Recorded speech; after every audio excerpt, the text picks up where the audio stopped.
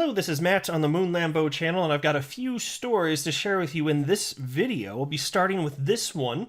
It's from crypto media outlet You Today, titled, Bank of England Governor Just Advertised XRP by Criticizing Cross-Border Payments. And I want to highlight in this video, among other things, two instances of notable individuals describing functionally what XRP does and then not calling it by name. And it's just two. Like, there are all sorts of other examples. There's just a couple off the top of my head that I wanted to make sure I covered. It's not meant to be a comprehensive list, but I'll tell you, I haven't been in the space for over 3 years. You see it time and time again.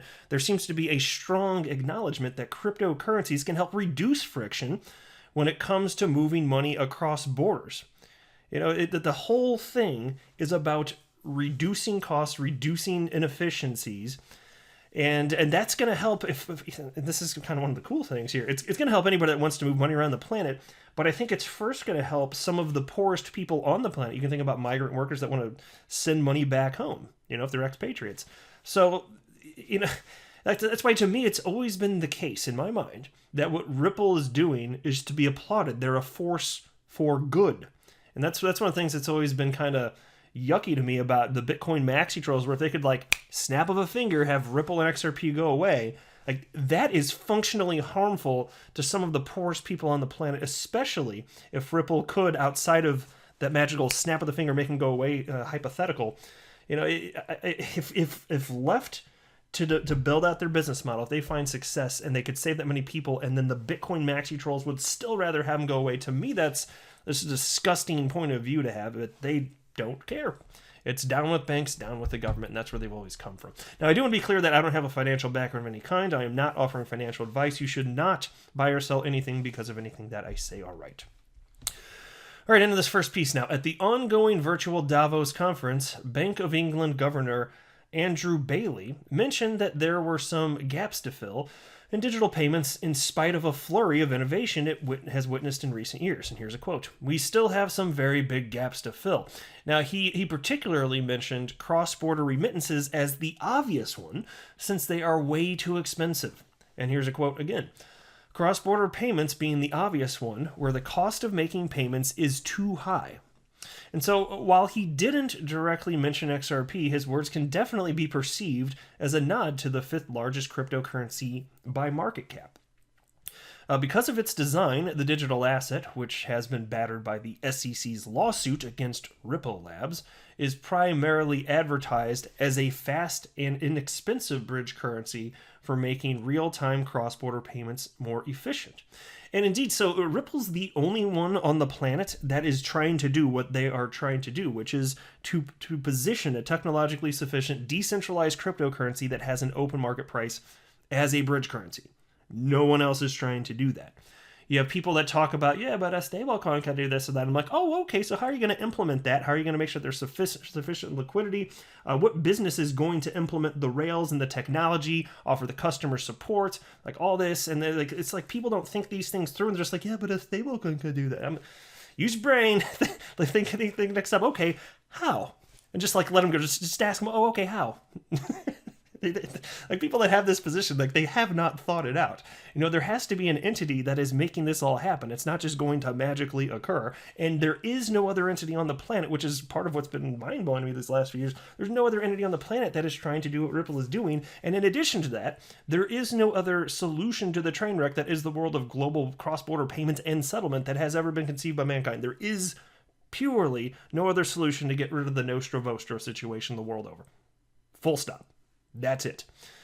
And so it'll be interesting to see what happens, because, you know, if Ripple were just to magically go away, even if the SEC had their way, and I don't think they will, but even if they did, they'd be causing devastation for tons of people, XRP investors, people that could actually utilize it, you know, through remittance companies, the actual service and the savings that would be accompanied with all this.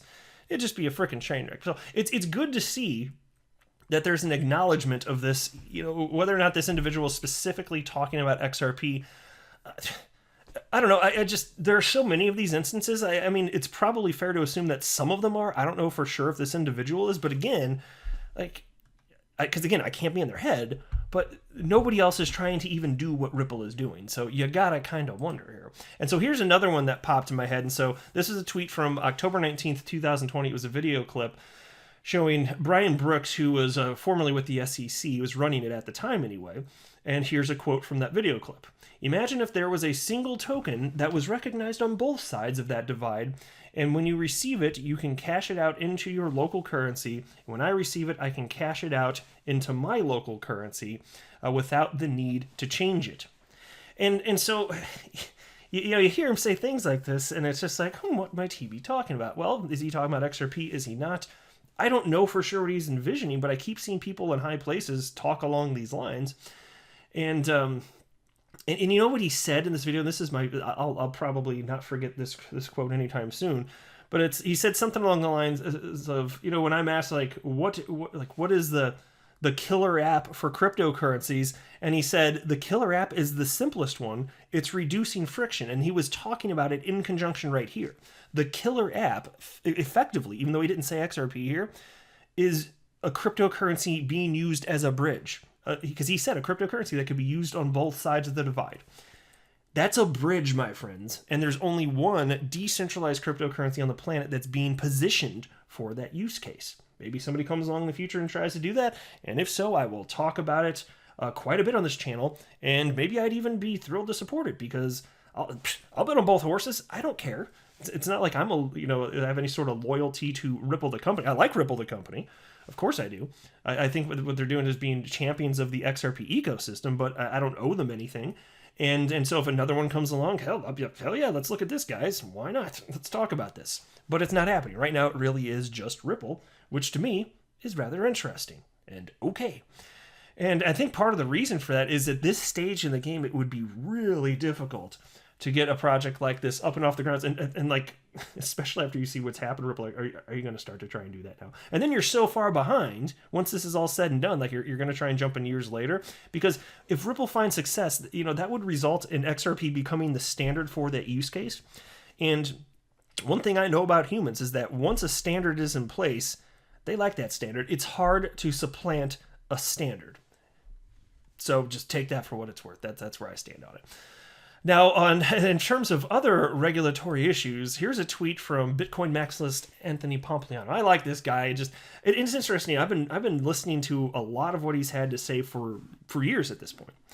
And it's interesting to me that in getting to understand his viewpoints, because I've listened to so much of what he had to say, I agree with him on almost everything he has to say on the topic of like directionally where things are going with the debasement of fiat currencies, and even cryptocurrencies. Where he loses me, though, is with the Bitcoin maximalism stuff. Like, to me, that is nonsensical. He absolutely loses, because there will not be one coin to rule them all. And let time pass, and that will be proven. Then, he'll just have to be forced to see reality. But other than that, he actually, in what most of what he says about Bitcoin, even, I actually agree with. Most of what he says directionally about all the problems and like all of that. And so it was just kind of interesting, because before I learned all of that, because I've been listening for so long, I just was like, okay, Bitcoin Maxi, I'm probably not going to have a whole lot in common in the cryptocurrency front, but I actually do. I actually do. And he's actually enjoyable to listen to. But he's just wrong about that. But especially as far as the debasement of the United States dollar and the potential implications and how that actually helps the cryptocurrency asset class, I think he's on fire on those points. I'm in agreement with him 100%. And so check out this tweet. Janet Yellen was confirmed as the next Treasury Secretary yesterday. The dollar will continue to be devalued and asset prices will continue to rise. There are two Americas. One for those who save and one for those who invest. And you know what he's talking about there, right? If not, I'll be happy to make it clear. When he says there are two Americas, one for those who save and one for those who invest. When he's talking about saving, he's talking about people that have United States dollars in their checking account, and that's what they're doing to protect themselves. But the problem is, there's this printing press that go, brr, I can't do the rolling of the R things. Here, I'll try. Check it out. Check out what it sounds like when Moon Lambo tries to roll his R. It's going to sound like I'm hawking up a loogie. Check out. That's me rolling an R. There you go. Make that your ringtone. Now, so that's what you should know. But he's talking about people in the United States that are counting on just accumulating as many dollars as possible to protect themselves. But what happens is the United States dollar is continuing to get debased, and as that happens, the purchasing power of each individual dollar diminishes. And I think the average American may not even understand that, frankly, which is kind of scary. And so the people that will do well, the other America, that's how he's framing it anyway, which is a fair enough way to frame it.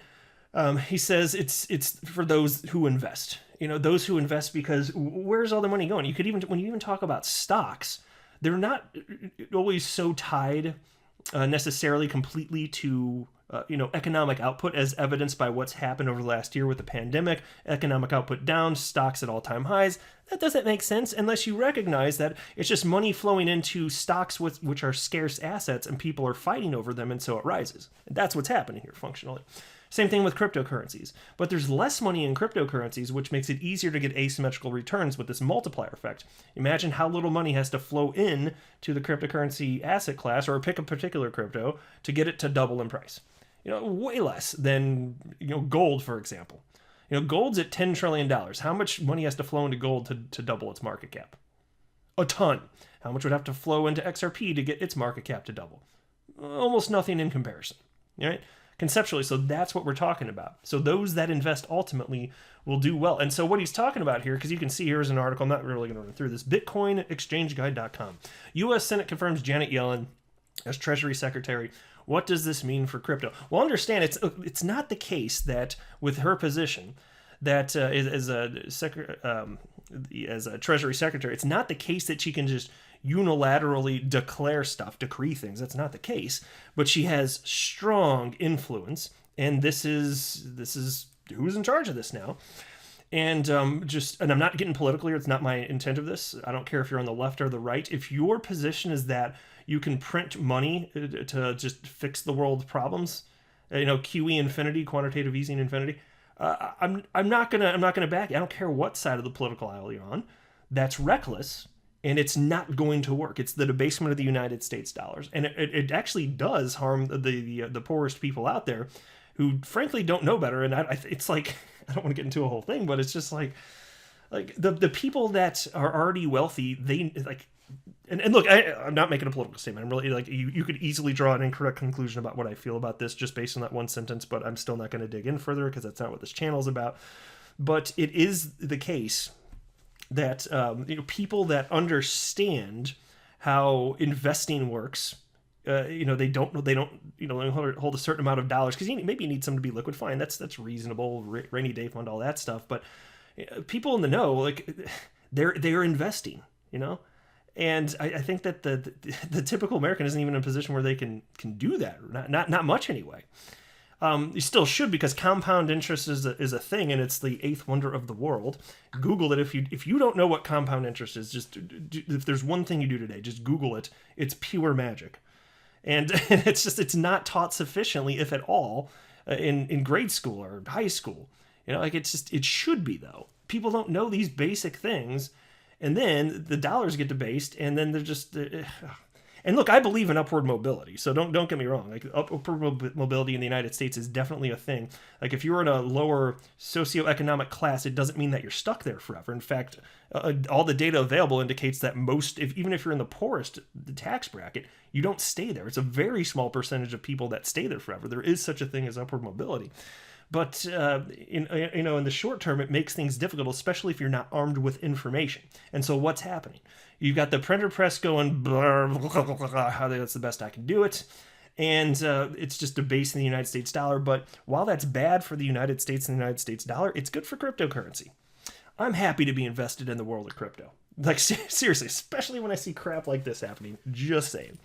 But, all right, I'll go ahead and wrap up there. Thank you very much for stopping by, my friends. I am not a financial advisor. Do not buy or sell anything, because of anything that I say or write, that would be a very, very, very bad idea.